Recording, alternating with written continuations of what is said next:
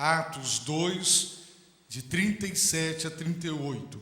E, ouvindo eles isto, compungiram-se em seu coração e perguntaram a Pedro e aos demais apóstolos: que faremos, irmãos?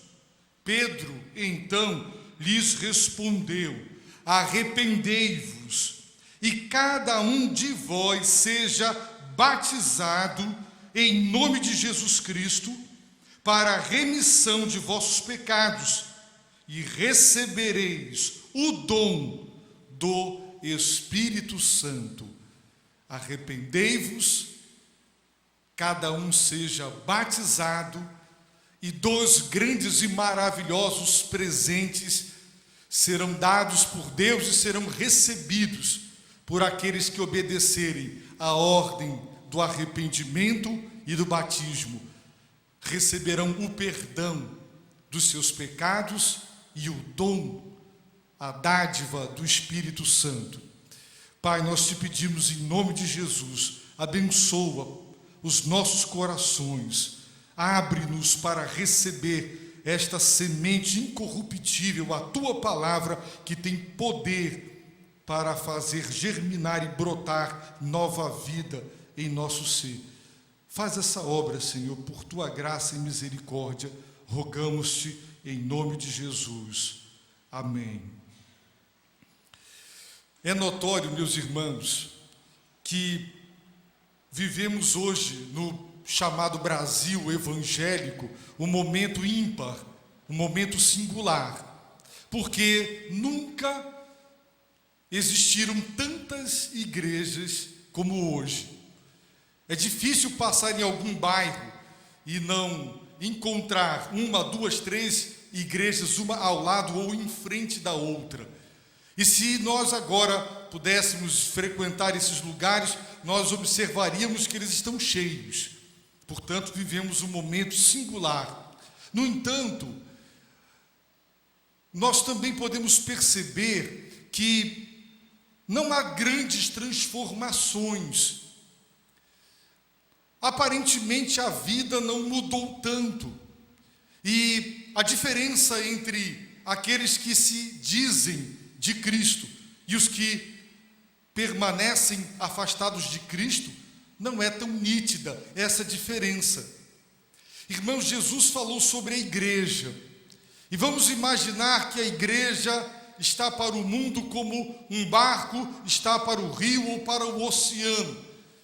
Mas quando a água do rio ou a água do oceano começa a entrar no barco, então esse barco começa a ter problemas, porque se essa água continuar entrando, ele pode naufragar. A igreja, meus irmãos, está no mundo, mas não pode e não deve viver de acordo com o mundo.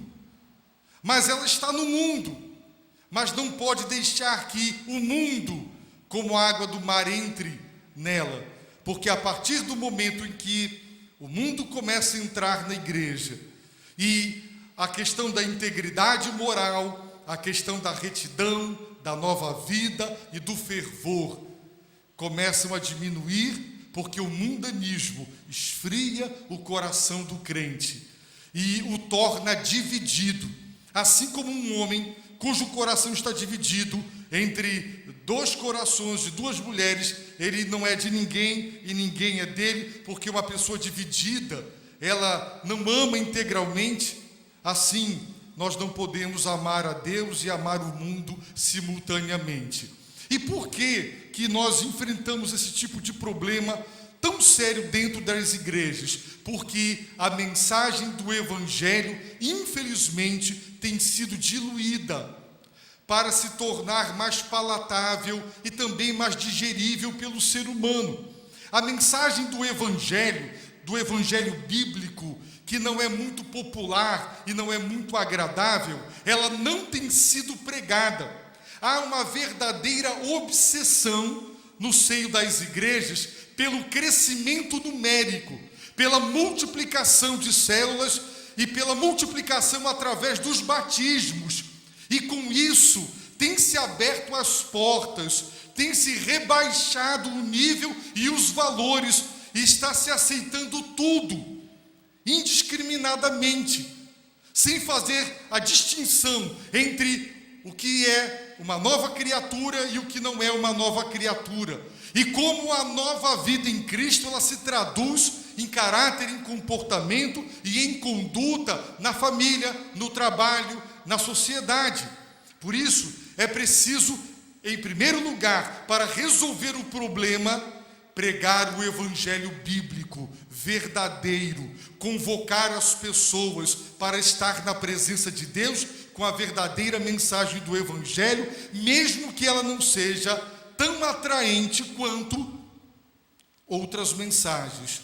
O que nós observamos, por exemplo, no texto lido, é que quando Deus derramou o seu Espírito, quando Ele batizou a sua igreja no seu Espírito, no dia de Pentecoste, diante daquele fenômeno maravilhoso do cumprimento histórico, que nunca mais voltaria a se repetir, da profecia de Joel, o derramamento do Espírito, eles começaram a falar em outros idiomas, e pelo menos 16 nacionalidades diferentes ouviram os apóstolos falar das grandezas de Deus, porque foram idiomas, línguas, idiomas que foram pregadas as grandezas de Deus naquele dia. E Pedro, tomando a palavra como líder apostólico, ele vai pregar um sermão verdadeiro, bíblico, e ele vai lançar sobre os seus ouvintes,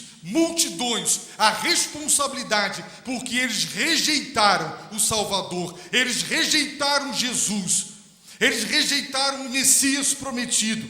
Era o que eles tanto precisavam, era o que eles tanto aguardavam, o cumprimento da promessa, o Redentor, o Salvador. E quando ele veio, não o reconheceram, não o aceitaram, antes o rejeitaram, pior ainda, o crucificaram.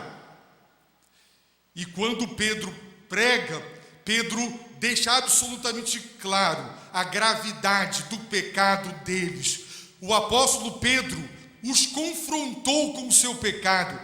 Pedro não falou, meus irmãos, de forma leve, de forma superficial. Ele chamou aos seus ouvintes a pensarem sobre a situação, a grave situação na qual eles estavam como consequência do seu pecado.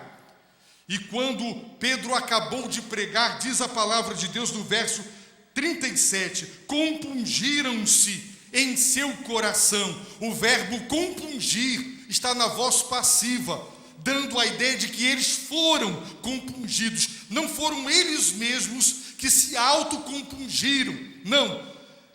Alguém operou isso neles. E a palavra, e o verbo compungir, a palavra aqui, traduz uma palavra grega que era usada para descrever o resultado de uma perfuração. Quando alguém era perfurado com uma lança, com uma flecha, com uma espada, quando sobre a própria terra as pessoas furavam, cavavam, faziam buracos na terra, perfuravam. Essa palavra era usada. Por isso a Bíblia está dizendo que o coração de 3.000 pessoas, o coração daqueles homens foi compungido, foi ferido, foi marcado, foi profundamente impactado. Eles ficaram num estado de convicção de pecado. E o que é isso? Isso é produto da palavra de Deus, do Evangelho, que é o poder de Deus, e do poder do Espírito Santo.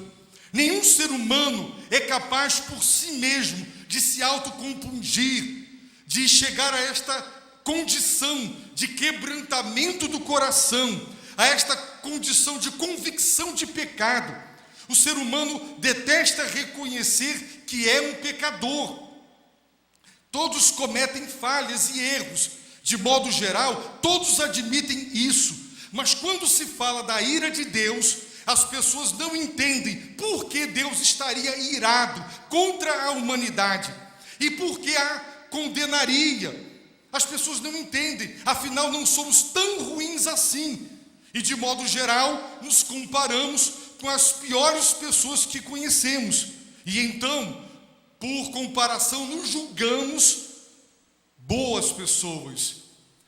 Mas a convicção de pecado, ela é produto do Evangelho. Por isso, a pregação de Pedro foi eficaz, porque Pedro pregou o Evangelho, disse a verdade, nua e crua, confrontou seus ouvintes com o seu pecado, jogou sobre os ombros deles a responsabilidade pela rejeição do Salvador e deixou claro as consequências gravíssimas de terem dado as costas para Jesus Cristo. E o Espírito Santo, pelo poder do Evangelho, ele compungiu, ele tocou, ele feriu, cada coração ali foi atingido, perfurado, e eles estavam sob convicção de pecado.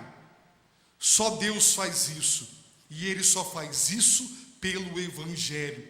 Observem que, enquanto não houver convicção de pecado, ninguém irá ao Salvador, porque o que nos leva a Cristo é o desespero, o que nos leva a Cristo é o reconhecimento da nossa pecaminosidade, da gravidade do pecado e das drásticas consequências. E então, quando sabemos que Ele é o Salvador e não há outro, então é para Ele que corremos. Mas enquanto o Evangelho não for pregado e as pessoas não forem confrontadas com o seu pecado, elas não procurarão a Cristo como Salvador. Sim, as pessoas estão doentes, e como Jesus curou, então se fala, busque um curandeiro Jesus. As pessoas reconhecem, estou doente, e existem enfermidades que a medicina não dá conta de curar, vamos para Jesus. Temos problemas pessoais de muitas ordens, os mais variados, que nós também não damos conta de solucionar. Então Jesus, Ele é panaceia, Ele resolve tudo, então vamos a Jesus. Jesus tem sido procurado assim, mas não por causa de convicção de pecado.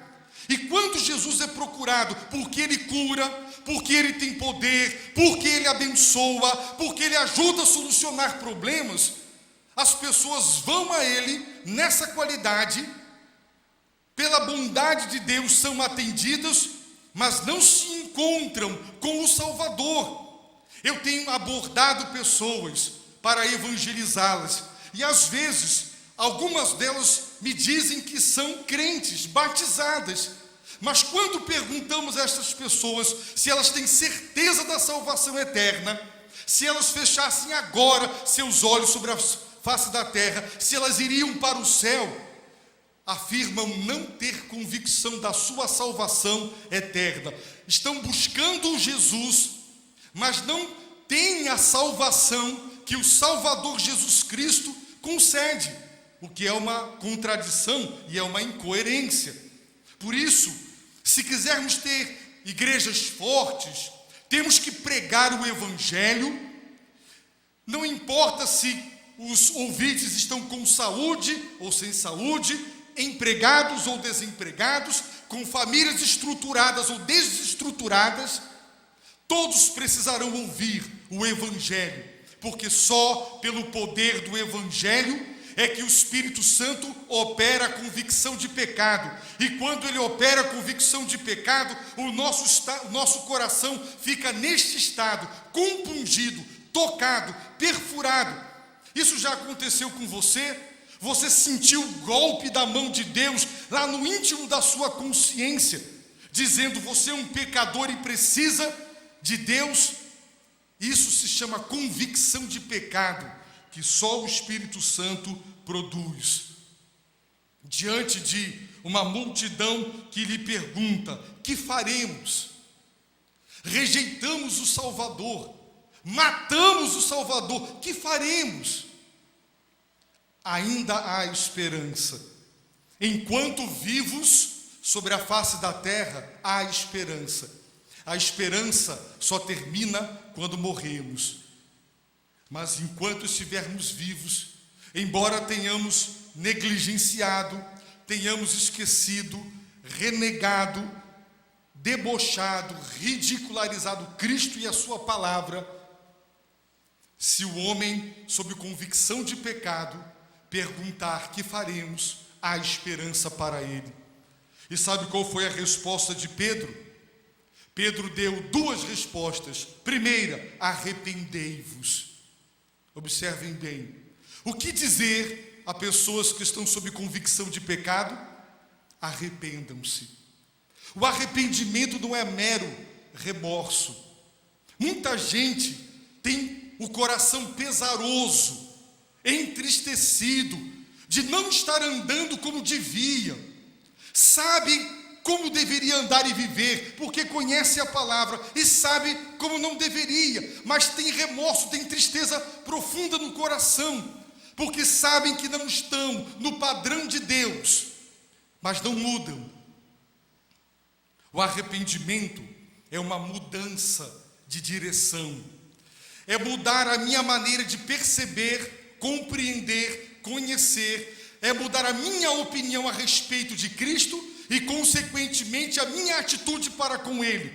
Arrependimento é como se você estivesse numa estrada, numa direção, e você se dá conta de que está na direção errada, cada vez mais dirigindo-se para longe do seu verdadeiro alvo e destino, e você pega um retorno, e você agora dirige na direção absolutamente oposta àquela na qual você estava. O homem, quando sem Deus e sem salvação, ele está caminhando para a morte eterna. Ele caminha, ele direciona toda a sua vida numa direção, e Deus fica para trás. De costas para Deus o homem caminha. O arrependimento é uma mudança nessa direção, e envolve uma mudança total do ser. Antes, para mim, Jesus era alguém maravilhoso, mas agora Ele é Deus. Antes ele era um curandeiro, agora é o meu Salvador. Antes um grande mestre da religião, agora o meu Senhor. Eu mudo a maneira, a minha opinião a respeito de Cristo é radicalmente alterada para a verdadeira opinião. Agora eu reconheço a sua divindade, reconheço que Ele é o Senhor, o único Salvador, e deixo de caminhar na direção do mundo, dos meus próprios alvos e dos meus próprios ideais, e dou meia volta. Agora farei de Deus o meu alvo. E nós sabemos que nós vivemos para os nossos alvos. Consciente ou inconscientemente, tudo que você faz porque você tem algumas metas na vida. Quando Deus é o alvo último, maior da sua vida, tudo que você fizer, fará para Ele. Vou constituir família para Deus, vou conquistar uma profissão para a glória de Deus. Deus se torna o sentido e a razão de tudo o que fazemos e somos. Isso é arrependimento. Mas quem produz esse arrependimento é a convicção de pecado que o Espírito Santo faz em nós. Aí o homem se diz: realmente, eu estou na direção errada. Por isso Pedro, e está no imperativo, o verbo arrepender-se, é uma ordem: arrependa-se. O que é que pressupõe? Pressupõe, você está em pecado, você está no erro, você está na direção errada, seus conceitos estão equivocados, sua religião está equivocada, arrependa-se. E em segundo lugar, cada um de vós seja batizado em nome de Jesus Cristo. O verbo batizar está na voz passiva, deixando claro que eles seriam batizados, e também está no imperativo, é uma ordem: batizem-se, porque segundo a Bíblia, é inadmissível alguém que verdadeiramente tenha se arrependido e confesse Jesus como Salvador e não seja batizado. Isso é um contrassenso. Não cabe na mentalidade da palavra de Deus alguém que se diga de Cristo e não se comprometa com o batismo, não assume o batismo. Por isso, trata-se de uma ordem, porque quem está sob convicção de pecado e se arrependeu, então o segundo passo é o batismo. E qual é o pressuposto do batismo? A fé. Porque ninguém se batizava sem antes confessar ou professar a sua fé. Até os dias de hoje, pela manhã, os 22 candidatos ao batismo, um por um, mesmo que objetivamente, professaram sua fé em Jesus como Salvador e Senhor. E por isso serão batizados. Na igreja primitiva não era diferente. Havia a confissão verbal de uma verdade interior. Creio que Jesus é o Salvador e Senhor. Então havia o batismo. Portanto, dizer arrependam-se e batizem-se é o mesmo que dizer arrependa-se e creia, o que significa conversão. Na Bíblia, a conversão é igual a arrependimento mais fé. O arrependimento e a fé é a resposta humana à proposta divina. A conversão, o arrependimento e a fé é uma das consequências da obra regeneradora do Espírito Santo. Quando o Espírito Santo convence o coração do homem sobre a sua pecaminosidade e o regenera, lhe dá um novo coração, então ele responde a essa regeneração, a esta obra de restauração divina, arrependendo-se e crendo. E quem se arrepende e crê, batiza-se, porque o batismo é um sinal visível e externo de algo invisível e interno.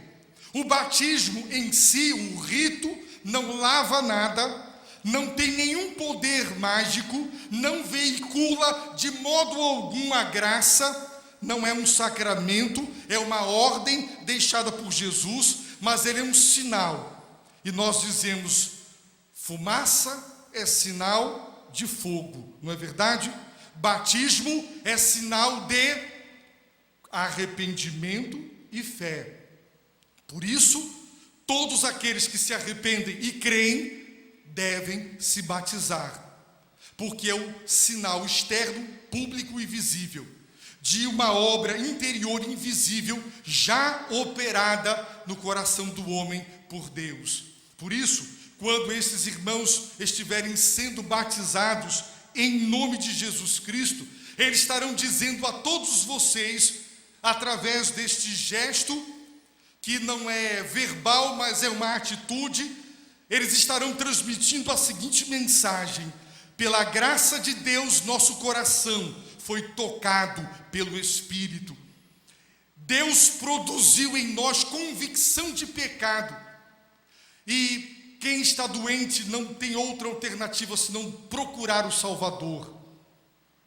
E nós nos arrependemos e cremos. Por isso seremos batizados em nome de Jesus Cristo.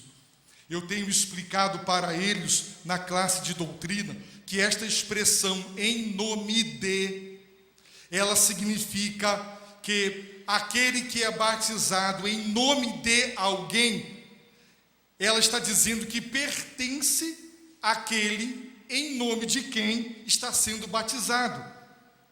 E a partir de agora lhe deve lealdade. Veja, um escravo, quando era vendido, ele agora pertencia a um outro senhor. E a quem devia ele lealdade? Àquele que o vendeu ou àquele que o comprou? Aquele que o comprou. Portanto, ser batizado em nome significa eu pertenço àquele em nome de quem eu estou sendo batizado. E eles serão batizados em nome do Pai, do Filho e do Espírito Santo. E eles estão dizendo, nós somos de Jesus Cristo, nós somos de Deus o Pai, nós somos de Deus o Espírito Santo, e porque somos dele, pertencemos a ele, lhe devemos lealdade, fidelidade. É isso, meus irmãos, o que o batismo transmite. Ele sinaliza de uma maneira objetiva, concreta, visível, que o Espírito Santo aplicou o sangue do Calvário no nosso coração e nos lavou dos nossos pecados. E esta água é símbolo de que eles já foram lavados interiormente. É um sinal externo de uma obra interna, a obra do Espírito Santo. A todos aqueles que aceitarem as duas ordens, arrependei-vos e batizai-vos, Pedro faz, em nome de Deus, duas promessas, que são promessas de Deus. Observem bem a sequência. A palavra de Deus, o Evangelho é pregado. O resultado da pregação do Evangelho foi convicção de pecado. Diante da convicção de pecado, eles perguntam: e agora? O que faremos? E a resposta é: arrependam-se, batizem-se, arrependimento e fé, ou seja, convertam-se. E aí vem os dois grandes presentes prometidos a todos os que se arrependerem e crerem: para a remissão de vossos pecados, e recebereis o dom do Espírito Santo. Remissão dos pecados. Vocês já devem ter ouvido falar de sócio remido. Você adere a um clube, por exemplo, torna-se sócio e você quita, você paga o seu débito, o valor que é ali estipulado, e você é um sócio remido. Você não deve mais nada, porque a sua dívida, o seu débito foi quitado, a dívida foi cancelada. Nós que vivemos num país tão consumista, quando desde julho já estavam o comércio olhando para o 13º, agora já estão fazendo parcelamento para você começar em março, e assim vai. Eu creio que tem muita gente endividada aqui, por causa de cartão de crédito e por causa de todas essas facilidades que o comércio. Já imaginaram se alguém liga lhes dizendo: todos os débitos estão remidos, estão cancelados? Que notícia maravilhosa, que boa notícia! Pois bem, a boa notícia do Evangelho é que quem está sob convicção de pecado e se arrepende e crê em Jesus, ele recebe a remissão dos pecados, o cancelamento dos débitos. Será que tem alguém aqui que se julga quite com Deus e, portanto, não precisa de arrependimento, muito menos de remissão? Ele encarará Deus dizendo: eu não devo nada a Deus.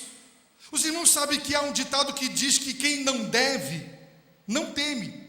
Ora, se eu não devo nada a Deus, eu não tenho que ter medo de morrer e me apresentar na própria presença dEle.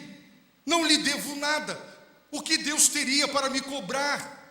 Quando você tem tudo pago, quando você anda com a sua carteira de motorista, tudo quitado, e tem blitz, você não fica tranquilo.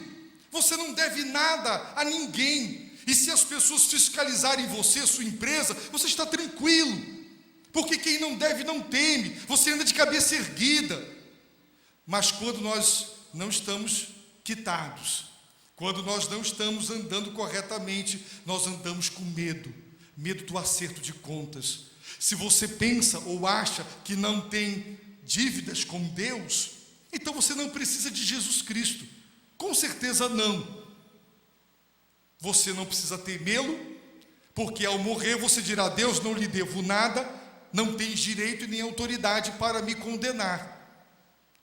Será que tem alguém aqui que não deve nada a Deus? Pecado é transgredir as leis de Deus. A lei de Deus nunca se limitou à nossa conduta externa, ela sempre foi e é uma questão do coração. Deus olha o nosso coração. Deus não vê como vê o homem, Deus vê o coração. A lei de Deus nunca foi apenas alguma coisa para restringir a conduta externa. Deus sempre quis normatizar o coração do homem. Por isso Jesus disse: quem nunca deitou com uma mulher casada ou solteira sendo casado, poderia se ufanar de nunca ter adulterado, mas quem cobiça no coração é um adúltero. Será que tem algum homem aqui que se atreve a dizer: eu nunca adulterei? Jesus deixou claro que matar não é uma questão só de dar um tiro, uma facada em alguém. Quando odiamos, temos raiva, nós já matamos, só não concretizamos a morte por uma série de razões, medo de prisão, etc, etc. Será que tem alguém aqui que nunca matou? Precisamos do perdão, do cancelamento das nossas dívidas. E a Bíblia está dizendo: quem está convicto de que é um pecador e se arrepender e crer, receberá a remissão. Deus vai cancelar os seus débitos, vai apagar o seu passado.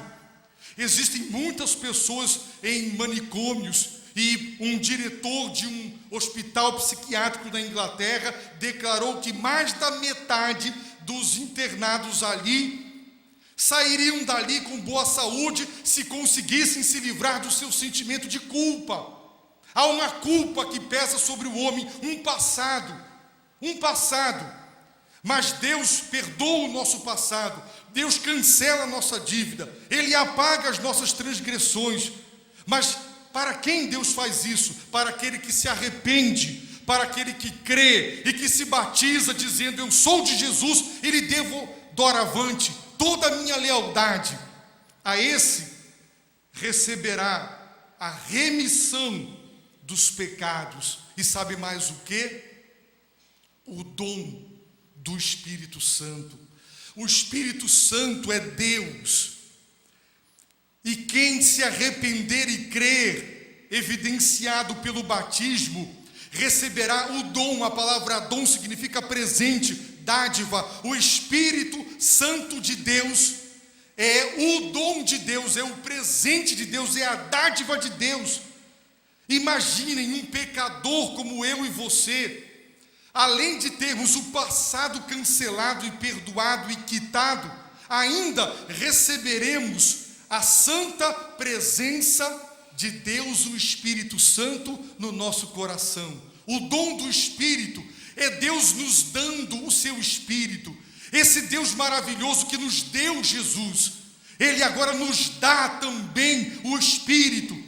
De Deus o Pai deu Jesus por toda a humanidade, mas Ele só dará, Deus o Espírito Santo, àqueles que se arrependerem e crerem, e pelo sinal externo e visível do batismo, confessarem Jesus como Salvador e Senhor. Esses receberão a pessoa bendita, consoladora, confortadora do Espírito Santo.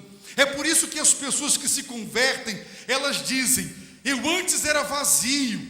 É verdade, eu não sou mais. Sabe por quê? Por causa do dom, da presença do Espírito Santo. Antes fazíamos tantas coisas erradas, a nossa consciência não acusava. Agora o pecado nos incomoda. Algo em nós faz com que repudiemos as coisas que não são mais agradáveis aos olhos de Deus. Sabe o que é isso? É a presença santa do Deus Espírito Santo dentro de nós, nos incomodando e dizendo: isso está errado, isto é pecado. Não se envolva com isso. Você deve lealdade a Jesus Cristo, o Senhor da glória. O dom do Espírito Santo. Enquanto tem tanta gente aí dominada por espírito maligno, entidades possuídas, habitadas e escravizadas por espíritos malignos, a Bíblia está prometendo, Deus está prometendo, o Espírito Santo. Ele traz santidade, pureza, conforto, coragem, poder. É isso que Ele traz, porque Ele é o dom de Deus. E eu lhe pergunto: você quer receber a remissão dos seus pecados? Quer que todos os seus erros cometidos em atos, pensamentos, sentimentos e desejos, que Deus perdoe todo o seu passado, livre você da culpa do seu pecado, lave todo o seu passado e perdoe todos os seus pecados, e quer receber de agora em diante a santa presença do Espírito Santo em seu coração, então arrependa-se dos seus pecados, creia em Jesus, receba-o como seu Salvador, não rejeite mais o Salvador, não rejeite mais Deus na sua vida, arrependa-se, dê meia volta, para de ficar andando numa direção e de vez em quando você olha para trás e diz: Jesus, fique aí perto e me ajude na hora que as coisas apertarem. Não, você deixará de caminhar numa direção errada e você se voltará integralmente para Ele. Talvez você perca pessoas, talvez você perca coisas, talvez isso lhe custe algo e não seja barato, mas com certeza, disse Jesus, do que adianta ganhar o mundo inteiro e perder a alma. A palavra do Senhor para você nesta noite é: arrependa-se. Você é um pecador. Pare de se comparar com gente pior do que você. Se compare com Jesus e você verá o quanto você é um transgressor da lei de Deus. Arrependa-se, deposite fé nele, no que ele disse, no que ele é e no que ele fez na cruz do Calvário. Aos que se arrependerem e crerem, remissão e o dom do Espírito Santo. A minha oração é que você receba nesta noite estes dois grandes presentes, que só serão dados se você arrepender-se e crer.